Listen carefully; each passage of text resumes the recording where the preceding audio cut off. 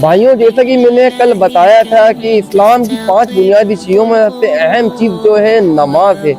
نماز کی اسلام میں وہی اہمیت ہے جیسے کہ ہمارے شریر میں سر کی اہمیت۔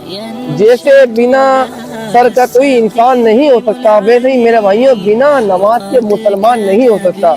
حدیث مبارک ہے جس میں اللہ کے نبی ارشاد فرماتے ہیں کہ مسلمان اور کافر کے بیچ میں فرق کرنے والی جو چیز ہے وہ نماز ہے۔ میرے بھائیوں، قیامت کے دن سب سے پہلے جو حساب ہوگا وہ نماز کا ہوگا۔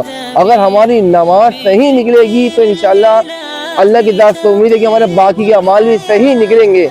اگر ہماری نماز ہی خراب نکلی تو بھائیوں پھر ہماری بہت خرابی ہے آخر کے دن۔ تو بھائیوں، ہمارا ایمان اتنا کمزور ہو چکا ہے کہ مسجد کے برابر میں بیٹھے ہوئے بھی ہمارے کانوں میں جب اذان کی آواز آتی ہے تو ہم مسجد تک نہیں جا پاتے۔ ہم جب سو رہے ہوتے ہیں، اذان ہوتی ہے تو ہم ایک ہلکے سے کمبل کو نہیں اٹھا پاتے۔ تو میرے بھائیوں، ہمارا جی نماز چھوٹ رہی ہے، نماز قضا ہو رہی ہے، نماز کی پابندی نہیں ہو پا رہی، اس کا تو سیدھا سادہ یہی مطلب ہے کہ ہمارے ایمان میں کمزوری ہو رہی ہے۔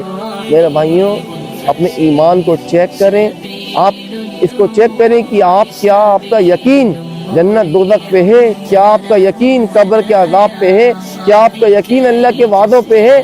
کیا آپ کا یقین اللہ کے نبی کے بتائے ہوئے طریقے پہ ہے؟ تو میرے بھائیوں، ہمیں اس چیز کو چیک کرنے کی ضرورت ہے۔ اللہ تعالیٰ ہمیں اپنے ایمان کو مضبوط کرنے کی توفیق دے اور ہمیں 5 وقت کی نمازوں کی پابندی کرنے کی توفیق دے اور اسے اپنی وقت کو پڑھنے کی توفیق دے، اور ہم سب کے گناہوں کو معاف کرے اور ہمیں اپنے نیک بندوں میں شمار کرے۔ السلام علیکم ورحمۃ اللہ وبرکاتہ۔